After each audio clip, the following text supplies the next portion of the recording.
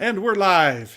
Hey everyone, welcome to the Tom's Hardware Show. I'm Jared Walton, and today, here with me is Santa Claus, aka Ed Chrysler from Sapphire. How you doing, Ed? I am doing fantastic, Jared. How about yourself? Staying warm? Uh, do you know where I live? No, I don't. Colorado. I moved to Colorado, and right now we are in a cold snap. It's actually warming up. It is now 11 degrees outside. You're warmer than we are. We're 5 degrees. Yeah. Yesterday our daytime high was -1. So Yeah, we had a brutal little snap for it got down to -20 at night. Anyway, I woke up to -7, and it was wind chill of -30. Yeah. Now wait, where are you located? I'm in Southern Illinois, so think Okay. St. Louis goes southeast about 2 hours. Excellent. Man. Anyone here besides me think that Ed is too quiet? Not that it's. I swear he got quieter once we went on the air, but Well, we'll live. nobody has ever accused me of being too quiet. Nobody. I've had stage presentations I've done where they're like, the mic's not working. No problem. Yep. All right, guys, we are here today. We're going to talk about Sapphire's new card, I said it over there. I should grab it. The Sapphire RX Radeon 7900 XTX Nitro Plus Vapor-X. You talk for a second. I'm going to go grab the card. Okay. Solo layout. Solo layout. Oh my God, you're showing all my mess in the background. Yeah, it's that time of the year. My office is crazy. I've got the, got to do it the other way. I've got the toolbox there that goes out when I work. I've got a bunch of keyboards over there. That's actually, that desk with the box is my 3D printer desk. And then I've got the total chaotic mess behind me of all the other stuff, of my various figurines and stuff. So I hope everybody is enjoying their holiday season, getting ready for a weekend of great computer gaming. I know I am. I get to spend Christmas morning with my granddaughter, 11 months. This is going to be fun. I got her her first computer. I got her a Fisher Price little laptop for like year-olds. So I'm starting her early. I'm going to teach her to play video games. All right. Teach her to play Mech Warrior and EVE Online and have fun with Pawpaw. Excellent. Yes, it's going to be a good weekend. So, cards. Yes. I'll go into, let's see, how do I do this? Yeah. Card number 1. This is your bog standard reference XT card. Card number 2, only slightly larger, is your XTX card. So it's got the RGB lighting and the, what do you call it? The Radeon logo on the front. And then, this one might take both hands. Let's see if I can. Takes 2 hands to handle a Whopper. Let's see. There's the Sapphire card. It's a little bit larger. Size-wise, you can see it's also thicker. It is a full 3-slot design. I dropped the wrong card. There we go. Full 3-slot card. Actually, be careful. It's 3.5. Oh. It's just, yeah. I mean, it is more than 3. But it's got the three slot. It's got the 3-slot connection, yes. Which is good because, like, if you're going to take up all 3 slots, like, give me the support of that extra I/O bracket place. You know? And we include an anti-sag bracket in that. There's an anti-sag bracket in the box. Does it link up to the card? No, it's a metal bracket that goes over the screws of the I/O, comes back over, and then has a little nub that presses up against the back edge of the card. Did your box not come with one? I said, I've got pictures of the cards. Let's go to the card. These are photographs because they look better than me holding the card up. Probably there it is in all its RGB lighting. That support kickstand on the right there, that is not in the package. I think that one came with right. Power color card or something. I don't know who it came with. Someone had a kickstand in it, and because open test bed. I needed the support.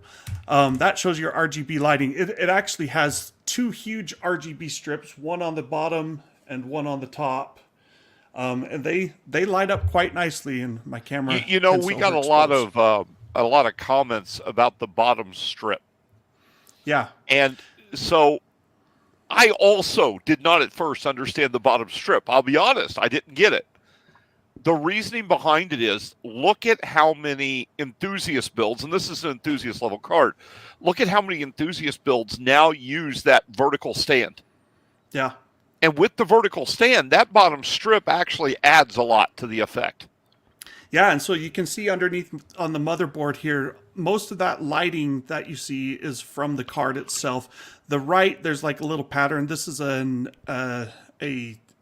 MSI board that has, I don't know what that's supposed to be. Just a little design that glows gold by default. But let's card package. Nothing really to say there. Vapor-X. It's a Tell box. me about Vapor-X. Vapor-X is a return of name brand, right? Sort of. So back in my day, Sonny, get off my lawn. Back in the day, Vapor-X was actually a model. Now, the truth was, Vapor-X was always about a technology, not the card itself. And it was about the use of vapor chamber technologies, which Sapphire was the first to do. We have moved away from vapor chambers. And the reason we moved away from vapor chambers are the traditional heat pipe solutions are really becoming efficient. They're really good at what they do. So when we design a new card, we look at this, and adding a vapor chamber adds cost. It's more expensive than a traditional cold plate with heat pipes. So we look at the added value of the vapor chamber in relationship to the cooling. Does it have a meaningful impact? Well, this time it did. Enough of an impact that it's worth the cost difference, so we brought it back. Excellent. All right, back side of the box. I'll have these pictures in our full review, which will go up next week. The text review, we'll have more charts in there. There's the shot of the inside. So I'm trying to think, like, there was a little thing at the front of that box. You can't really see it from that picture. There is a little slot there in the foam, and that's where that bracket will be. I remember looking at what was in there, but I can't remember what it was. You say it was a support thing, but I swear it was something It's a very else. simple. It's a very simple support bracket. Excellent. It's very simple. All right, let's see. Card itself. This is pre-unwrapping, so it's got all the plastic wrap on it. The little video output protectors, if you want to call them that. Unwrapped, straight on shot. The back side. Someone asked here. Let's see. Where did I see that? Someone asked if it was a metal on the front plate. Yes, here we go. Mitroy Daniel says, "Is the front panel metallic?" Yes, it is. It is metal. So that's a nice little change of pace. Not the cheap plastic shrouds. It's a very chunky card. It weighs. I think I've got the weight in here. It weighs like 2 kilograms. It's a beefy little card. It needs to be on a diet with me. Okay. Yeah, me too. Let's see. What else do we have to show? The video outputs. It's got dual HDMI 2.1 Right. and dual DisplayPort 2.0. Actually, Yes, check this out. 2.1s. Or Yes, DisplayPort 2.0 and HDMI port. You're right. Never mind. DisplayPort 2.1, they're both 2.1. DisplayPort 2.0 and 2.1 are the same spec, they said. Like, they renamed it. We're not sure why. Let's not confuse anyone. This is my new monitor. A Samsung Odyssey Neo G8, 32-inch, super curved. I'm not sold on the curve. Yeah, I've been looking at some of those deeper curves. They're not that impressive to me. But we gave this a 5-star review. Do you know what its specs are? It's awesome. No. This is a 4K 240 hertz display. Okay. So Not too many cards are going to push anything meaningful to that level. not necessarily, but well, I mean, if you're not playing with ray tracing and maxed out settings, like there are games like Doom Eternal will run at 240 frames per second You at know like what? medium to high settings. So I actually did an article over on Sapphire Nation and talked about this. Sometimes I think we get too wrapped up in chasing frame rates. It depends on the game you play. So, for example, if you're playing an RPG, let's say you're playing Baldur's Gate 3, anything over about 100, 110 frames per second has no impact on the gameplay experience. Same with Civ, so a lot of games getting above 120, 144 really doesn't matter. And you have to be pretty much competitive gaming before the impact is meaningful. The good thing for me is as a tester, I can now play with it, and it doesn't matter if I'm playing, Civilization or if I'm testing some game that is lighter. It can do 240 hertz, and it supports adaptive sync, FreeSync, G-Sync compatible. I mean, like G-Sync it's kind of dying, right? Like how many? There's no reason for it. Why would you build a monitor for it and increase the cost and not really gain anything? Well, you lose support for potentially AMD and Intel GPUs having adaptive sync, and so the monitor I used to have here was an Acer Predator X27, I think is the model number, and it was one of the first 4K 144 hertz HDR, like all those fancy things. It had NVIDIA used an FPGA for the G-Sync stuff. And that FPGA ran warm enough that they had a big old heat sink and a fan on it. And guess what died after about a year? Well, the fan did. The fan did. It didn't totally die at first. It just I'd be sitting there and all of a sudden it'd start warbling. And I'm like, that is so loud. And I mean, like the whole thing of having a big fan in your monitor, just a bad idea. Anyway, I jerry-rigged a fan for it and it still has problems, and so Samsung got me this awesome monitor, and it's got like 1126 local dimming zones, excellent contrast ratio. Like it's the works. It's like the monitor that you can use for 10 years hopefully. That's my I'm gonna give you monitor envy. I'm sitting in front of a C2 42-inch. A 42-inch LG C2. Oh yeah. Yep. And that's 32-inch. My monitor in front of me, all of my other 4K monitors were 27 or 28-inch. I'm old enough that's not good. So there's a set of monitors getting ready to come up. Corsair's done it, and LG's doing it. They're doing a 45-inch. So what they did is a 34-inch monitor is basically a 27-inch extended. Yes, is all it is. A 45-inch, in theory, it's actually a little bigger, is a 32-inch extended. Oh, okay. To 21 by 9. I want this, okay? I want this. 1440p ultra wide in a 45-inch is exciting to me. The Corsair one is the one that bends. Oh, yeah. It's got the handles. That's okay, but I don't want to pay an extra $1,000 for that. And then the LG one has like a 900R curve. Oh. And that's just too deep. This one's 1000R, and like honestly, all of my other monitors are flat, and I prefer them flat. So, I mean, curved, it's gimmicky. You get to ultra wides, and it becomes nicer. Yeah, especially with big 49-inch displays. I think 1800R is about as much as I'd want to do with a curve. Yeah, anything more than that, you feel like you're in a fishbowl. Yep. All right, let's see. We'll go back to our card. Almost done with the pictures here. Top Shot, triple 8-pin power connectors, no melting included. Other Shot and... Darn it, I know there are a lot of you out there that are upset that we didn't offer Melty. I know. But Melty is good for grilled cheese. It's even good a little bit with ice cream. It's not good with your graphics card. I'm still like that whole thing. Oh, it wasn't. It was just people plugging it in correctly. It could be right, because I'm like, I guess it depends on how many they sold. They're definitely harder to plug in the 16-pin.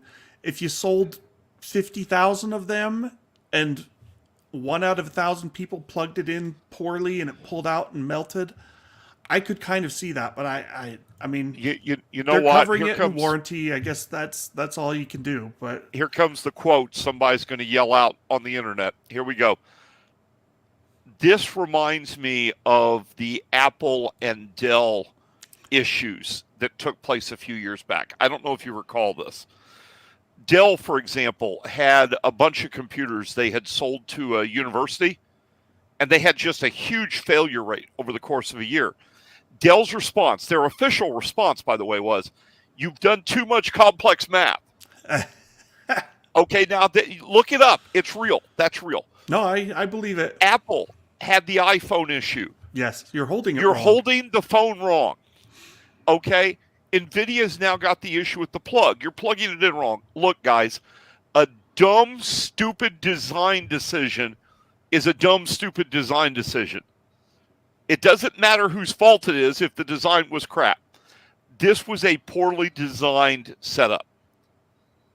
And that's it at the end of the day. It was just poorly designed.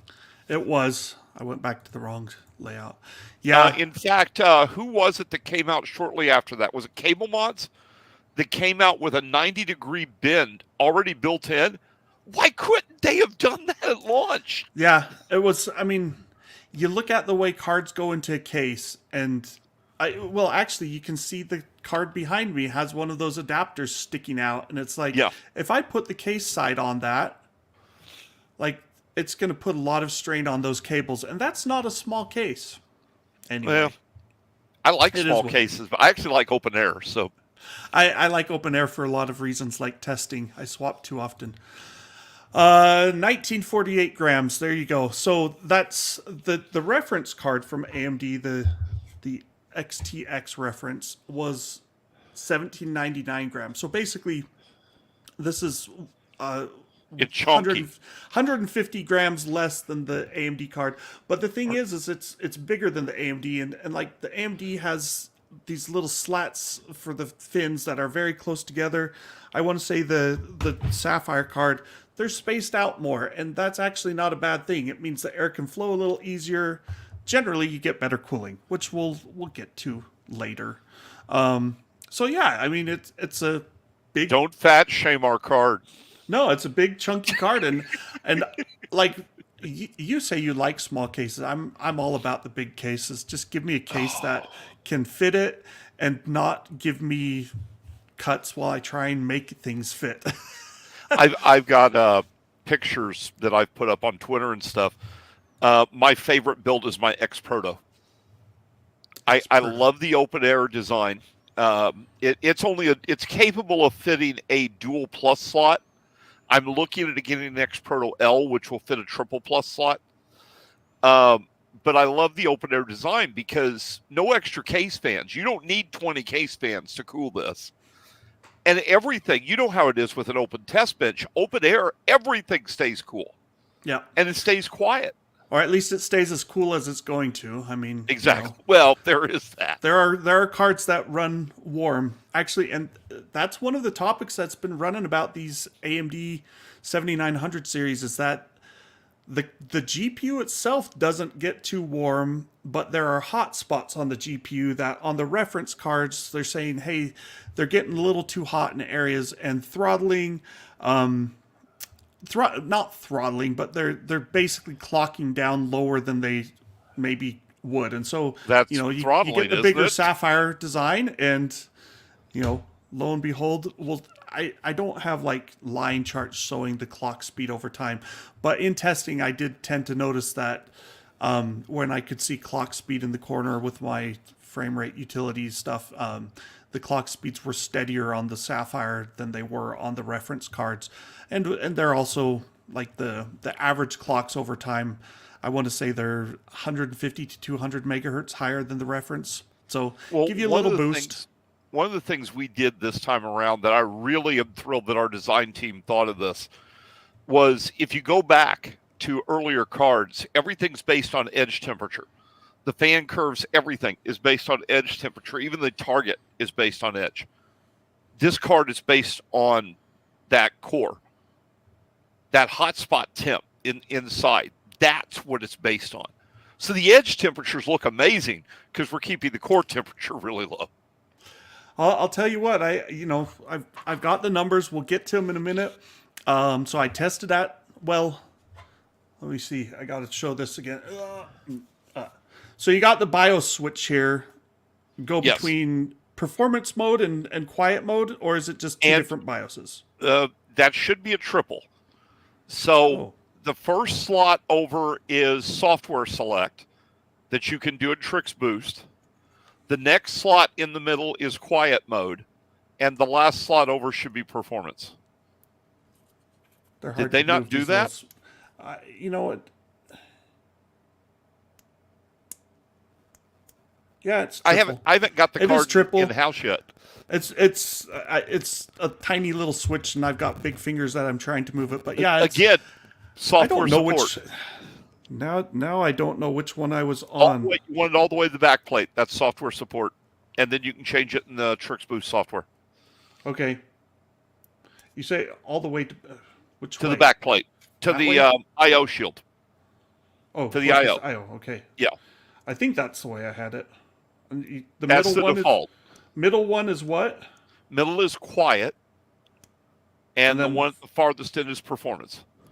So I probably tested it with it all the way to the whatever the default was.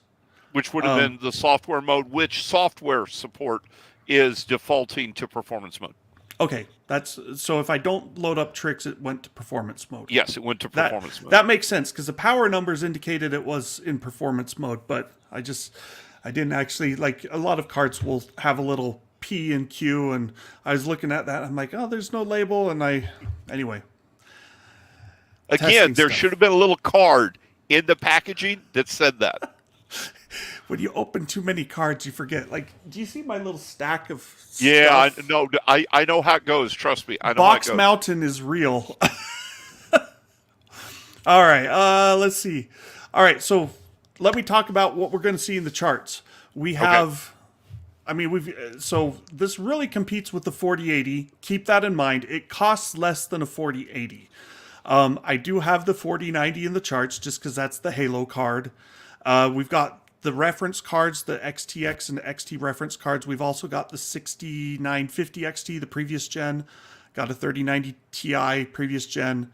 And then we've got overclocked results for the 37900 series cards. So we've got the XT overclocked, XTX overclocked, and then the Sapphire overclocked. Those are in green. Red for the others, slightly brighter red for Sapphire. And then we've also got one line says RX 7900 XT 12.2.2. And that is the testing with the latest drivers. Sapphire was tested with 12.2.2, 22.12.2. Let me get the numbers right. That was supposed to correct some power stuff. I did check out some things. The main difference is that it corrects power when you're not gaming. And by that I mean, like, people had noticed when you were at the desktop, if you grabbed a window and started dragging it around, power would spike up about 50 to 60 watts, whereas idle is low use is 30 watts. So it almost double the power use. If you were playing a YouTube video, it would go up to like 90 watts or thereabouts, 80 to 90 watts. And this keeps the power use in those modes closer to like 30 to 35 watts. So that was the main change. But I did run through 4K on the XT card with the new drivers, and we got the original results. So you can see whether it changed or not. And there were a few minor changes. But with that said, let's go ahead and hop over to our performance charts. So we will start with the meaningful stuff because Ed loves ray tracing, so we'll hold that for the end. This is our 9-game geometric mean 4K results. The games are basically maxed out on quality, at least the highest preset. There's a few where there's a few things you could maybe tweak higher, but they don't generally hurt performance. Sapphire's card, you can see, is a couple percent faster than the reference card, and then it goes down from there. If you look at the XT cards, the the old driver, launch driver, and the 22.12.2 driver. That's margin of error, pretty close to it. 5.5 FPS, so no big deal. And then overclocking, actually you can see, you got 7-8% overclock boost in performance. I don't have the full details, but I believe I bumped up the clock speed, which it doesn't really matter. It's funny because if I open up MSI Afterburner for overclocking, and the reference card's clock speed that shows up in Afterburner was 3140 megahertz or something, I was like, whoa, that's really high. It almost never gets anywhere near that. It's I'd see 3000 megahertz show up briefly in the on-screen display, and then it immediately drops. It's the cards keep themselves in check pretty well. So even if you crank that clock speed up to 4000 or whatever, I don't know how high you can safely go, but it won't clock that high. It'll just be hey, I could try, but it tries and says, nope, I can't go beyond this limit. And voltages will also affect how high you can safely run. So anyway, as you would expect, third-party card, factory overclocked, ends up running faster than the reference cards. We'll get to power and temperature stuff at the end. Then let's... I was going to say the exciting thing to take away from these charts when you look at this is, remember, this is running in ultra mode. I've had this discussion with you and a lot of people over the years. You never want to run your game in ultra mode. Ultra mode just tears up frame rates and gives you nothing meaningful in the gameplay experience at the end of the day. It's bragging rights. Yeah. You want to run it at high. So that means you're probably looking at the capability of adding another 10 to 15%. Maybe more. On top of it, maybe more, depending on the game. And this is, you're running actually your game suite. Most of them are fairly intense games. You move out of that intense game. So to give you an example, my tour de force game right now, the game I play the most is EVE Online. Beautiful game, by the way, for being, 20 years old. But I peg 120 frames per second of 4K with all the settings maxed out just because I was pegging 120 frames per second no matter what I did.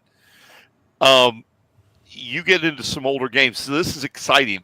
This is 4K showing up with great gaming performance. So this is exciting stuff. This is why I like my new monitor back there. I may not hit 240 hertz, but I will definitely, in some cases, clear 144 hertz. So now you might. Now there are cases where the monitor, or my old monitor, was the limit if you had VSync on. Let's see. Borderlands 3, been around a while. Badass settings. This is one of those games where, easily beats the 4080 competition. You're looking at, what is that, 20% faster almost? So, and it's an AMD promoted game, yada, yada. But yeah, I mean, you're, with overclocking, which you probably don't want to overclock these cards, honestly. Power use skyrockets for that last 7-8%. But I've done it for you. Let's see. Also note, look at the Sapphire and the reference card. Almost the same performance, but overclocked because of the better cooling. The Sapphire card gets another almost 7% over the reference card. So that's something to note. Far Cry 6, pretty much the same story. Flight Simulator, this one's almost completely CPU limited. But people like it. I mean, I guess at 1440p, it probably runs 83 frames per second. So it's not it's CPU limited to around 82 to 83 frames per second, I think. So it is slightly GPU constrained, but close to the CPU limit. Forza Horizon. It's an interesting one because the power use in Forza, we'll see at the end, tends to be a lot lower than other games, and it still looks quite good. It is what it is. I haven't been talking about the 12.2 drivers. There's almost nothing changing. Horizon Zero Dawn. And then let's see what we got. A Plague Tale Requiem. I should note the NVIDIA numbers I need to retest because there was a glitch. I don't know how much that will change the results, but just FYI, they were tested in DLAA mode because there was a bug where trying to turn off DLSS and DLAA and go back to TAA just caused it to immediately crash to desktop.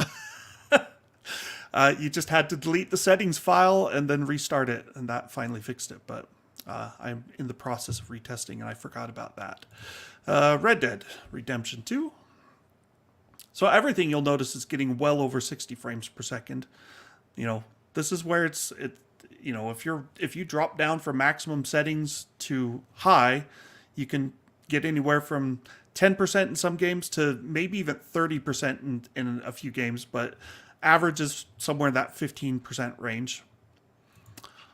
Warhammer 3, this one, performance did jump quite a bit in the last couple of months because of game patch that fixed whatever they were doing wrong before. But these are all retested on a 13900K. I also tested with the 7950X at one point. Very similar performance for the AMD CPU and the Intel CPU for gaming purposes, especially at 4K. And last but not least, we've got Watch Dogs Legion without ray tracing, and, you know, again, looks great. Sapphire wins. They beat the reference card. Shocking, right? Oh my God, it's terrible. It's awful. I'm more excited when you get to temps and noise. That's where the real difference comes in. Okay, I'm gonna yell at me for a little. 1440p ray tracing. See, so if you use upscaling in quality mode from 1440p to 4K, it actually looks quite good. And so this is like the more meaningful the slide. But I did test at 4K. How Are you important gonna is let me get on ray my tracing? soapbox? Get on your soapbox, Ed. Tell me why ray tracing sucks. So, ray tracing doesn't suck. That's not Okay. what I'm going to say. First, you have to understand ray tracing is not new. Ray tracing's been around since the 80s.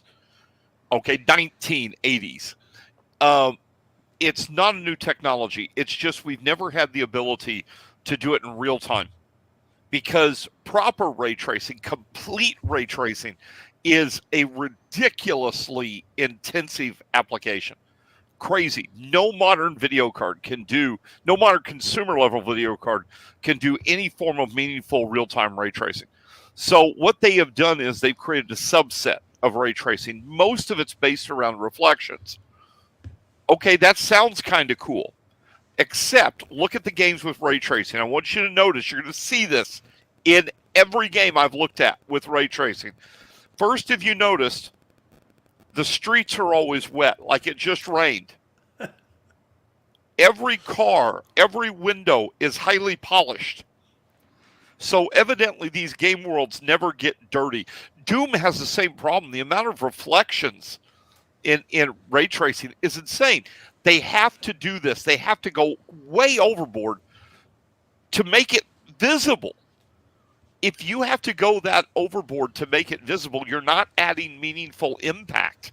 This to me is like going back to the whole Hairworks fiasco in Witcher, where they had the number of different elements taking place that technically you could have counted dandruff in a wolf's fur.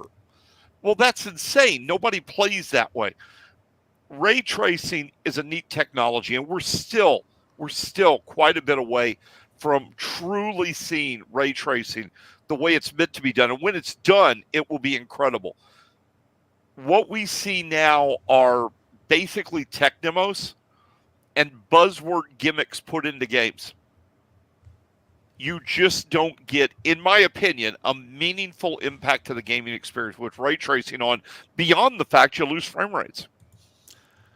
You do lose frame rates for sure. I will say there are games where, like the reflections, they look nice. I like the eye candy. Multiplayer games, I don't care much about ray tracing. If you're like me and you play single player, mostly single player stuff, you can afford to sacrifice ray traced or sacrifice frame rates for your ray tracing fun.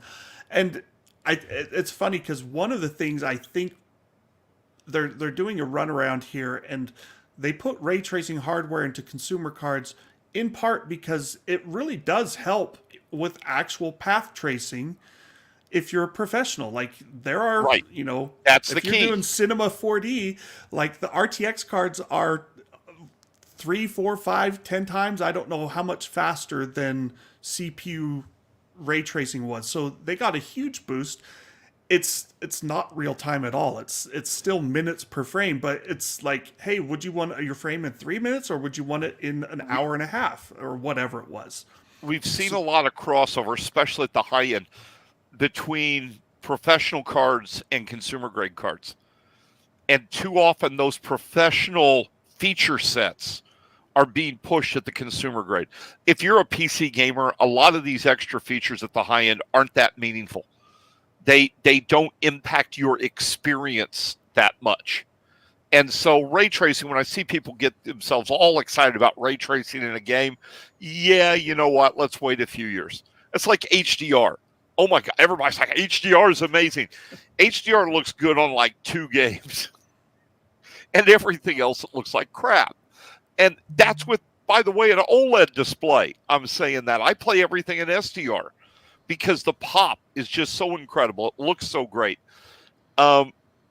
Ray tracing still got a ways to go. Yes. And if you care about ray tracing, if you think it's the future, NVIDIA has the better hardware right now. Like that's the bottom line. I'm not even going to take a lot of time going through these slides. Bright Memory Infinite, like this is a great example of how much ray tracing can you throw in a tech demo, and it looks pretty cool. And at 4K native, it runs pretty slow. But 5 years down the road, we'll be able to do this in real time at 100 frames per second. Control, another great demo of, like, I think this is still my favorite game for ray tracing, where it's usable. It still runs fast enough. I mean, you don't need to run at 4K native, right? You could do upscaling, and then you'd get well over 60 frames per second on most of the modern cards. Cyberpunk, I wish it were a better game. And I wish, like, inside certain areas, ray tracing looks nice. The indirect lighting looks nice. It doesn't make a game that was kind of mediocre better. Like, I love cyberpunk stuff, and by cyberpunk I mean the novels, like William Gibson and Neil Stevenson and people like that. There was a game that a book that I read called Hardwired back in the 80s. That was one of the original cyberpunks. That's what I like about cyberpunk. And cyberpunk, the game, was not punk or cyber enough for me. It was a futuristic game. Like, cyberspace didn't even exist hardly. Sorry, spoiler to me, alert. it went too far. Everybody had an implant. Yeah, the implants were everywhere, but like I say, I loved Neuromancer, both the game Yes. and the book. And Excellent you spend game. a lot of time hacking and going into cyberspace. And it's like, what did you do in cyberspace in Cyberpunk 2077? It was like the very end of the story, and you still didn't really do anything. It was like a point and click adventure for a few minutes. If you've beat the game, sorry if you haven't beaten the game and that was a spoiler, I apologize. Spoiler alert. There we go. It's been over 2 years, I think, so that's okay. Minecraft, full path tracing. It's a great way to get a blocky game to, I mean, like, the lighting can look nice. My boys play it and they're like, yeah, we want to play it on my boys know enough now to say, we want the RTX card, Dad. And I'm like, well, everything supports it now, but at 4K, 60 smooth frame rates on a 4090. But you can, again, do upscaling, or at least, like, it supports DLSS, but not other upscalers, which is too bad. Hopefully that changes at some point. Metro Exodus Enhanced. Well, now, wait a minute. It What? does support another upscaler. Just temporal upscaling, right? No, if you have a Sapphire card, you can use Trix Boost. Well, and I should also clarify, you can use Radeon Super Resolution, RSR, to upscale, right? Yes. So there are ways to upscale, and that's, I mean, like it doesn't natively include FSR2 is what I'd really like to see in there, but Okay. that would be my ideal. I'd really love to see that. Metro, and it's funny because Cyberpunk added FSR2 now, and what was the other? Like Forza has it. There's quite a few of them starting at it. Yeah, there's the Spider-Man games. Oh, actually, yeah, we got Spider-Man right here. This has FSR2 and XESS and DLSS, including DLSS3. I mean, like this is the holy upscaling trinity or whatever you want to call it. My Spider-Man, they did it right. You can use whichever upscaler you want, and they all look pretty good to me. Maybe I'm not discerning enough. There are artifacts, I'm sure. Okay, if you have to stop a video game, take a still image, zoom to 200% to be able to see a significant difference, there is no difference. Yep, it doesn't matter.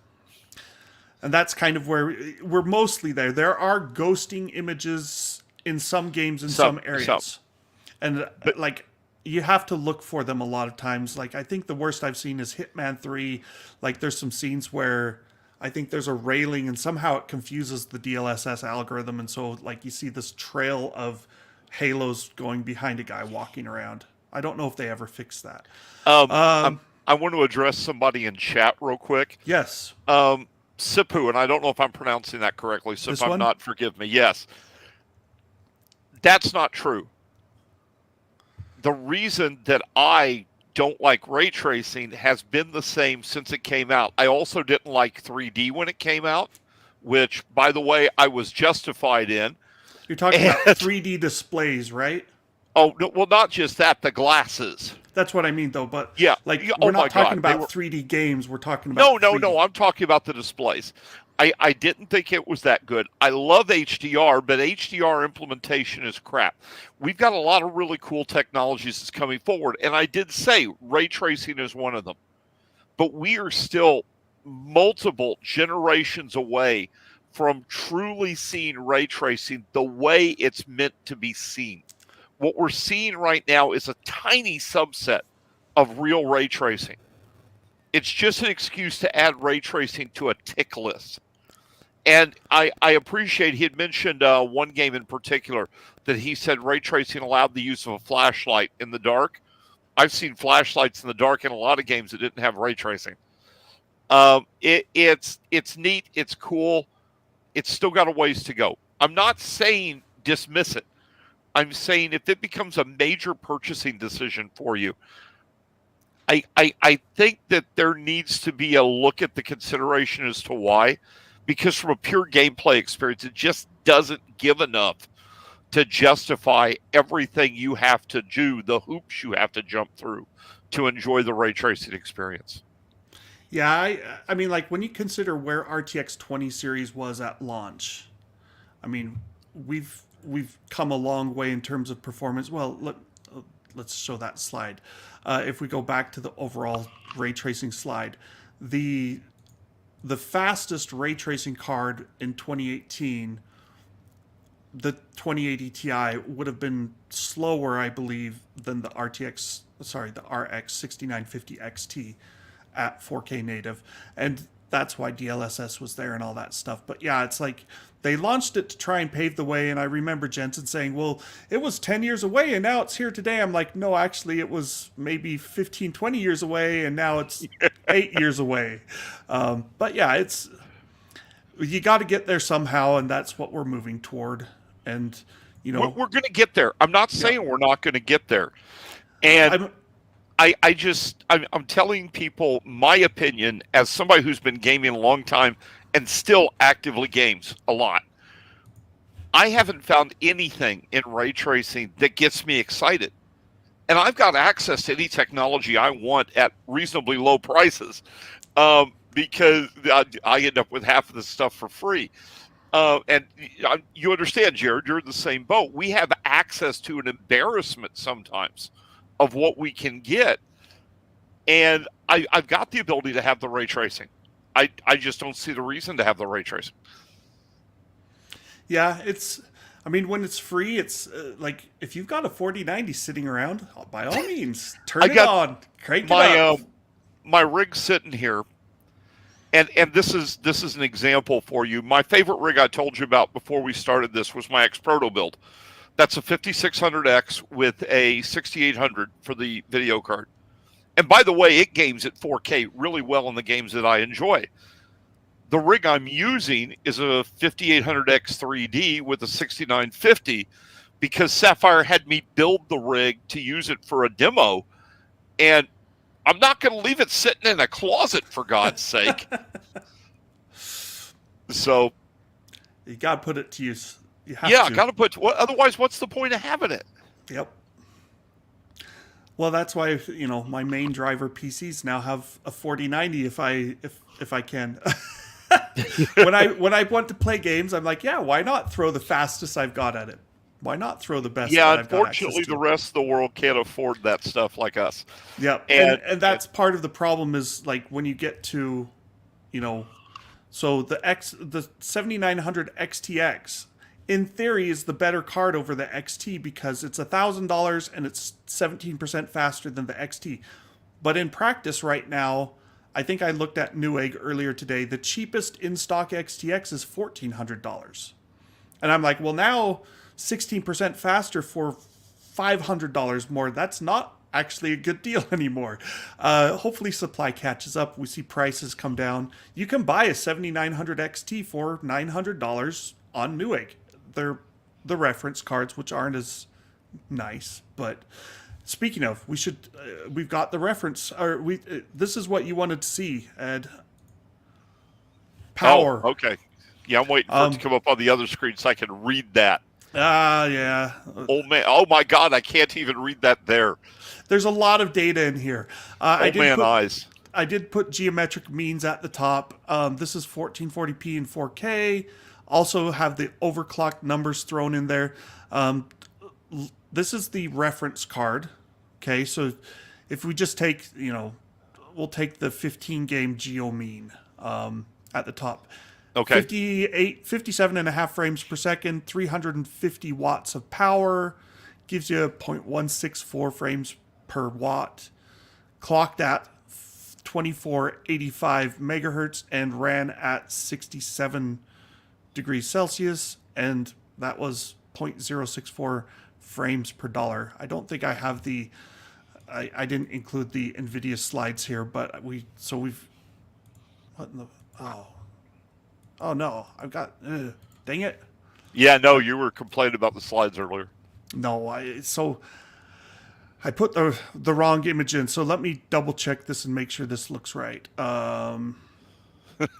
Yes. Okay. Live. I love live. So here's the deal. The second slide, it says the same title. This is the Sapphire card. So if we go flip back and forth, you can see, looking at the top, that clock speeds on average improved by 200 megahertz. The average temperature dropped by 4 or 5 degrees. Power went up 50 watts though. 55 watts. And then overclocked, you can see this is why I wouldn't overclock, because your frames per watt goes down, and right. I mean it's that's the 4090 been true for years. That's been true for years. The 4090 at stock runs almost 400, can draw up to 450 watts, and if you take the Sapphire card and you dial it up to 11, it can also draw over 450 watts. So anything can if you dial it up enough. So this is the overview. Again, we'll have these charts and tables and stuff in the full review next week on Tom's Hardware, and then you can hopefully read these better. But it is an interesting, to look at a 200 megahertz boost versus the reference card on average. And if you go through the individual games, you'll see that same thing. Interesting also, note how if you look at the far right, almost all the games are hitting 100% GPU utilization except at 1440p. There's a couple that come up lower than that. So, the GPU is doing everything it can, which means it's pretty much pushing its TBP, its total board power. So Sapphire Do you guys have an official spec on the TBP? I mean, it looks like it's probably 410 watt. I'd have to go dig it up. I thought I sent you the deck with that. I don't remember. I want to say it was 410, 420. Yeah. Well, so let's see. Bright Memory hit 420. Plague Tale hit 420. This is at stock settings, so control. Yeah, so it looks like 420 probably. And like I said, it did that while running cooler than the reference card. Well, that to me is the key point that I want to make sure we get stressed.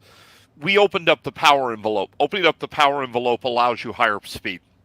That's just, like you said, the 4090 just basically opened the floodgates and said, what the hell, right?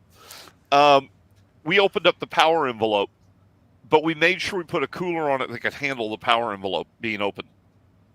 Yep. And you can still pull this back. If you want this to use less power, you can pull this back a little bit. Yeah. It's the cooler is a beast that we put on this thing.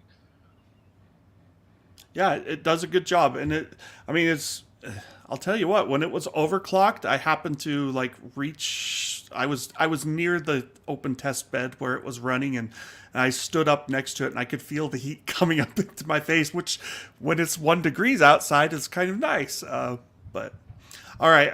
And let's see, I think I just have the XT card at the end. Yeah, there's not too much to say about the XT versus the XTX. They're similar. And that's it for my performance for this one. Oh, you didn't do noise level. Shame on you. Oh, I did. So, you know how I've been talking about it being cold? My dang furnace is running all the time, and that makes noise. I did check it at one point. I'll need to like turn it off, or I think we're warming up in the next couple of days, and then I'll get some quiet time. It was at like 40 decibels, and that's with the microphone, the SPL meters like this far from the cards. Ambient is like 32 decibels, so it's about as quiet as I can get it because you got your CPU cooler fans still spin. But yeah, so let me see. I've got hold on, let me pull up the 6900 reference cards to see what I said their noise levels were, because that's the real question, is how much quieter. So I said even with a furnace running, it was 40-ish decibels that I measured. The reference cards were about 49 decibels. Ooh. And so the 6950 Sapphire that I tested was 42 decibels. So this is basically at the same noise level as the previous gen 6950 XT. Maybe a little bit quieter. I'll find out for sure. And more heat. And more heat, more power. Yep. So we're proud of some of the changes we made in the design to make this happen. For example, the dual vector fans. Everybody thinks that's a gimmick because it looks cool. It's not a gimmick. Those fans actually force the airflow into the center of the fan area. Usually you get a big dead spot in a fan because of the hub.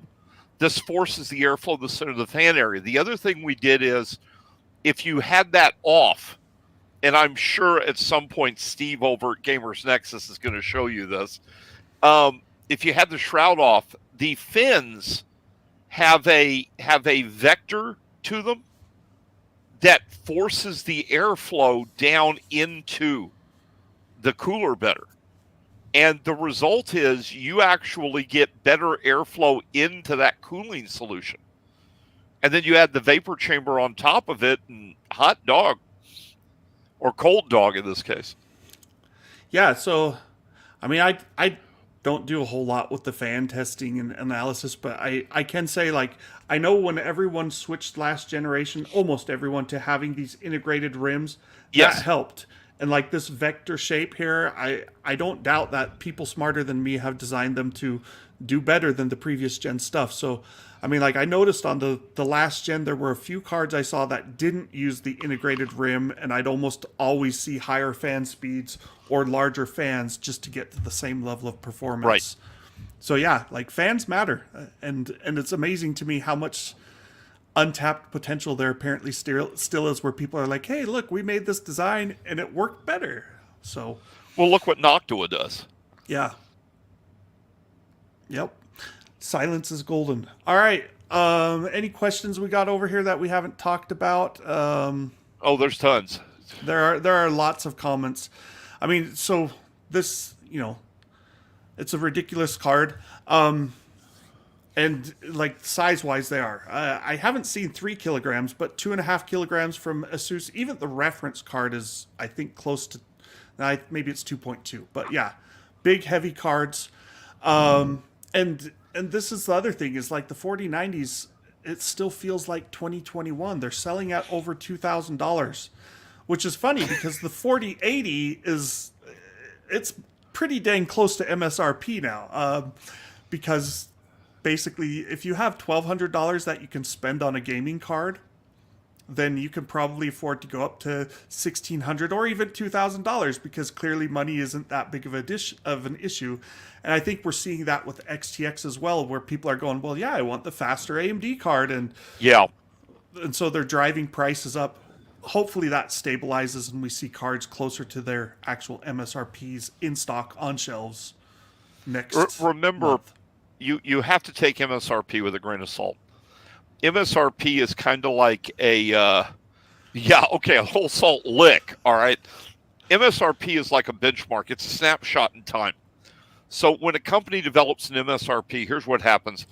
They come in, they look at what it costs at that moment for the production of the card. They factor in the research costs and the packaging costs and the marketing costs and everything else. They factor all this together and they create an estimated price based on potential sales that's your MSRP.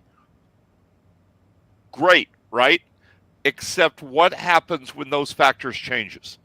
And this happened a lot during the great GPU drought. The cost of production of the cards after an MSRP announcement went up.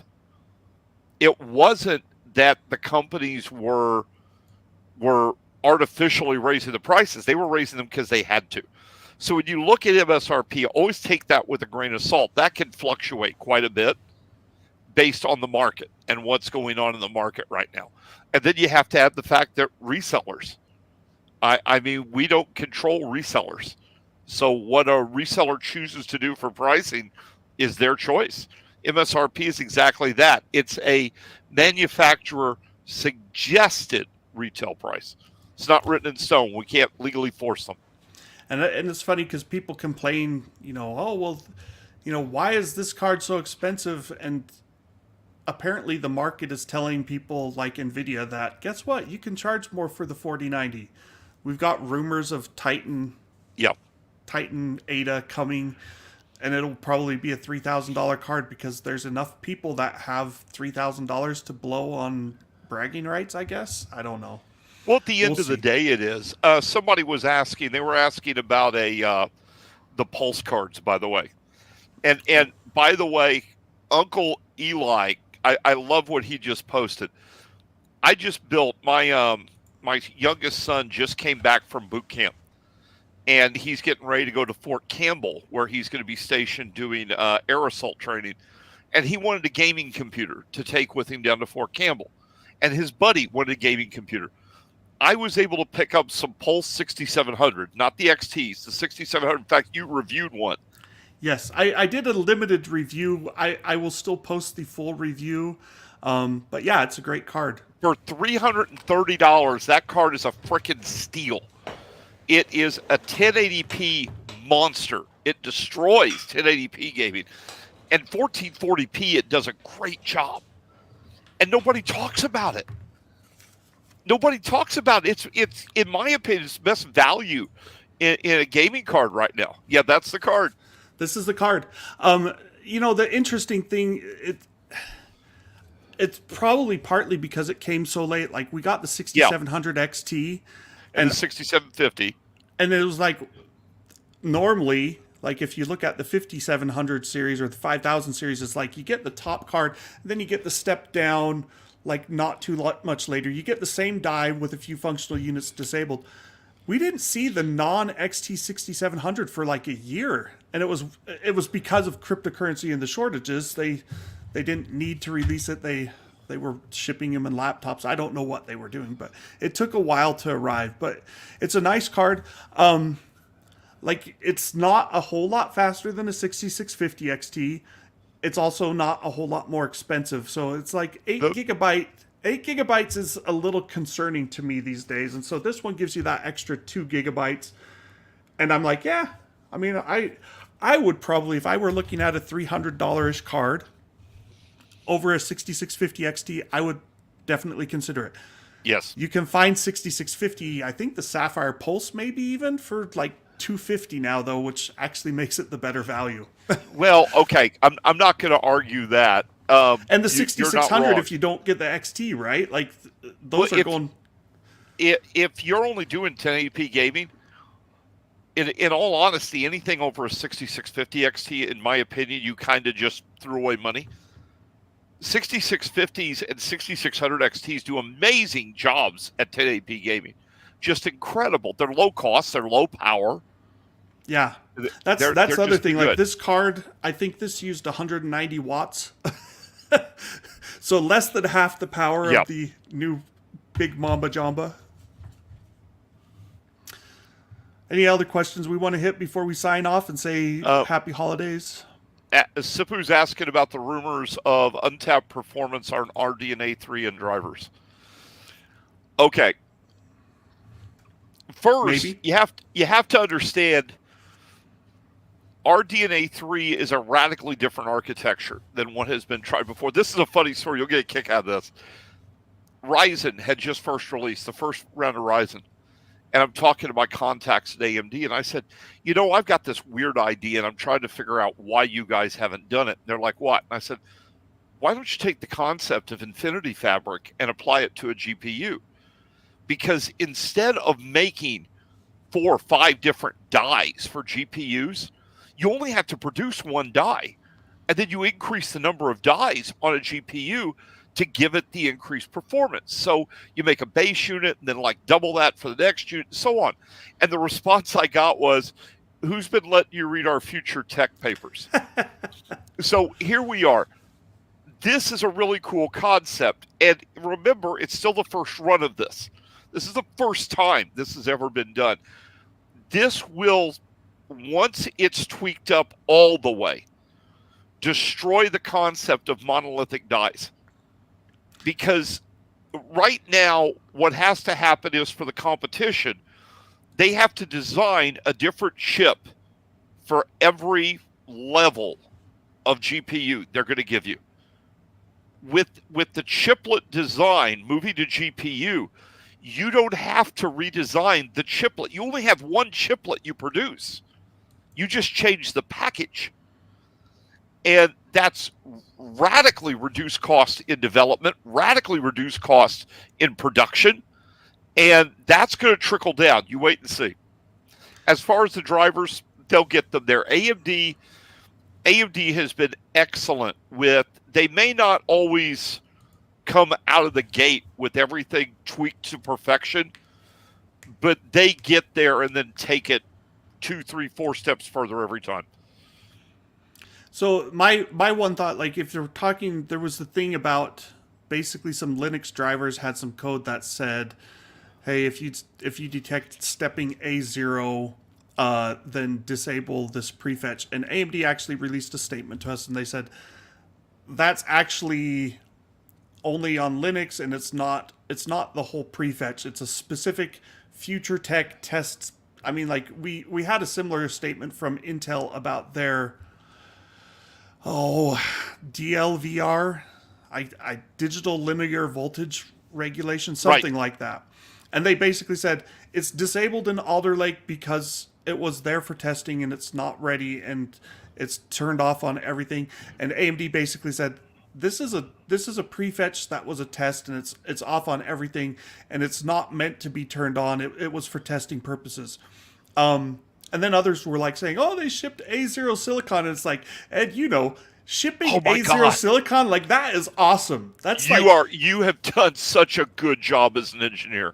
Yep. If you got A0 out the door. I got a kick out of this one comment.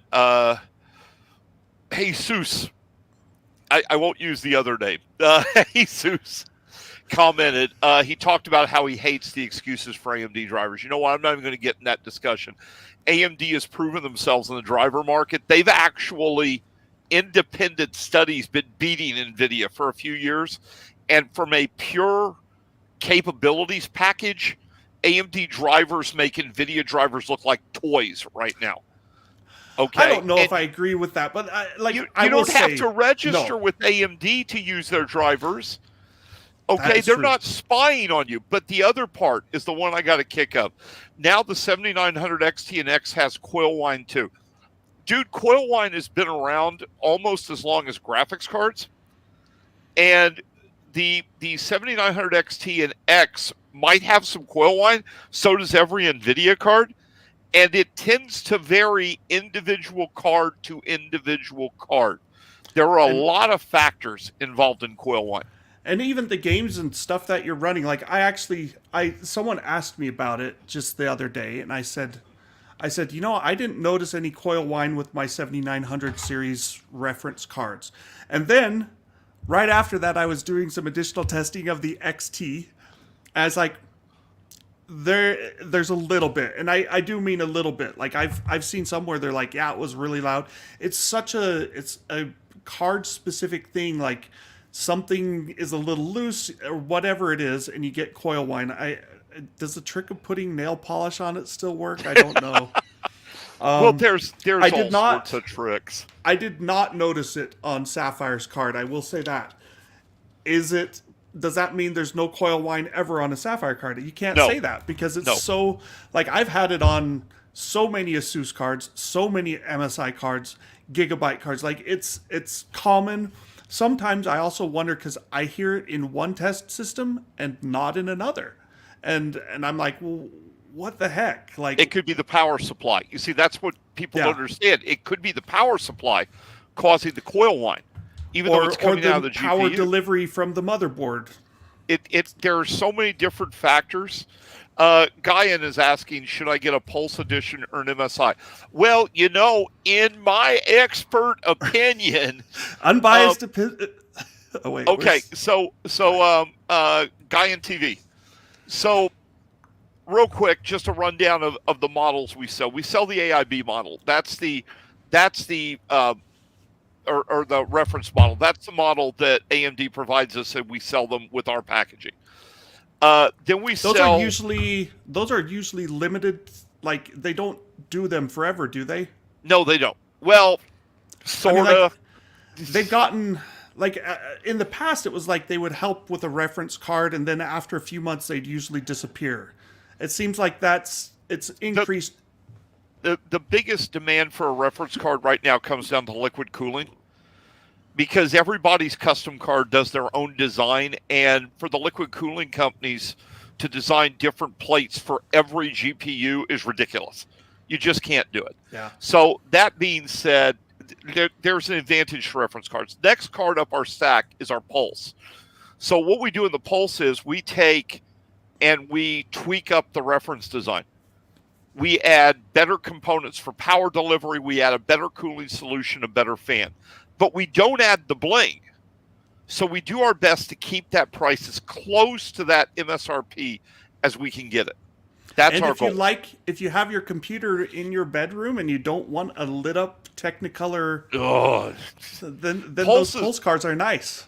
Pulse is personally my favorite design. I love the Pulse design. And then Nitro Plus is bling. That's where we go balls to the walls, boys, as I said in Down Periscope. We go crazy. We add RGB, we add extra power delivery, we add multiple BIOSes, quick release fans. We just add all the bling you could want.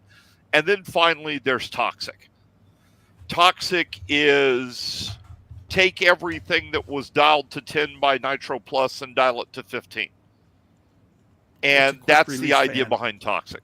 So, what's a quick release fan? The fans have one screw in them that is accessible from the front. You can take that screw out, and then it uses a pad and pin clip so that you can pull the fan out. Makes it super easy for you to clean the grill if you need to. But the best part is 90% of GPU failure is a fan failure. It's always the fans. It almost always, because that's really the only mechanical part. If that fails, we can just ship you a new fan. You don't have to ship back the card. And Sapphire's big enough, been around long enough that like finding fans for Sapphire cards is easier than on some of the other brands that I've looked at over the years.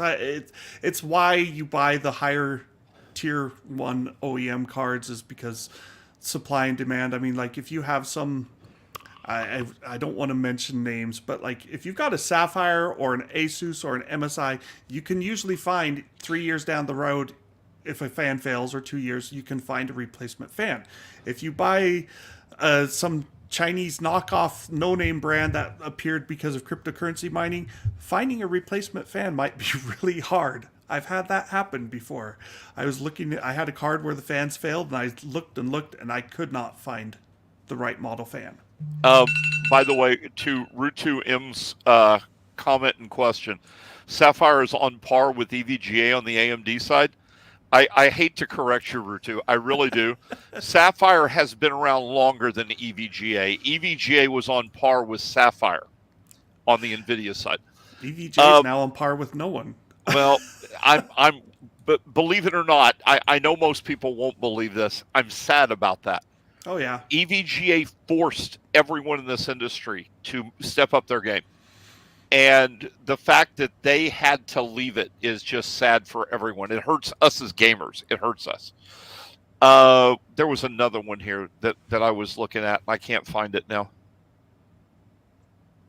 Oh, well, I can't find it. There was another comment, and I just don't see it. Oh, okay. The thing about MSI being middle of the road. Sapphire is one of only a few companies. All we do is GPUs. That's 90% of our focus, and has been since the company's been formed. So we are really good at what we do. Really good, because that's where our focus is. I would stack our cards, take performance out of the game. And boy, everybody laughs when I say this. Take performance out of the game for a minute. Jared will back me up on this. You move from a reference card to the highest factory overclock card you can buy. The difference in performance is 3 to 4% at the most. At the most. Maybe 5% in a few edge cases. Maybe, but that's like a toxic, okay? Yes. When you take the performance out of the mix and you look at the cards for the quality of the build, for the cooling solutions, for the noise level, for the power delivery systems, I'll put Sapphire against anybody in the market, and I believe we win. I don't say that as hyperbole. I truly believe we win. They make good cards. I mean, it's like it's a sweet looking card. Sweet. It feels. I like the simple design. Yeah. It doesn't look like a Gundam. Yep. And I mean, it's not plastic. It's not gonna bend or fall apart. Well, I guess it could bend if you dropped it, but it's not. It doesn't feel like it's gonna fall apart. I mean, I don't know. Like, I look at cards on an individual basis. Is Sapphire better than an Asus or an MSI? And it always comes down to like, which models are you looking at? What's their price? How often do you plan to upgrade? Things of that nature. I don't usually think, like, I don't want to throw people under the bus. There's a couple of brands that I would actively avoid. I'll just say Sapphire's not one of them. That's what I appreciate that. That's all you need to say. I'll take that. I don't want you to. I don't like bashing our competition. I don't think that's a good way to convince people to do something. I'd prefer to tell you why I think we produce a better product, not why you shouldn't buy somebody else's. Yep. And Uncle Eli, I agree with you. He says he's not worried about the fashion scene for PCs. Yeah, I stopped caring about that quite a few years ago. I just want my PC to be cool and quiet and run my games. Yep. All right, guys. We're well over time. Thanks for coming on, Santa. Merry Christmas, everybody. And Happy Hanukkah, if that's what you celebrate. Whatever. Absolutely. I don't even... is Hanukkah over? I don't even know. I'm not sure. Whatever your Whatever you non-denominational celebrate, holidays are. may it be a wonderful time. We will be off next week. I will not be here because it's the holidays. I got to take a break. But hopefully we'll have the Sapphire full text review because Ed wanted it, 1080p and 1440p results. We'll see. God. We'll see how close we can get to maxing out my 240 hertz monitor at lower resolutions. Which is see how close you get to maxing out my blood pressure is what you're going to do. Thanks for watching, you guys, and we will see you next year.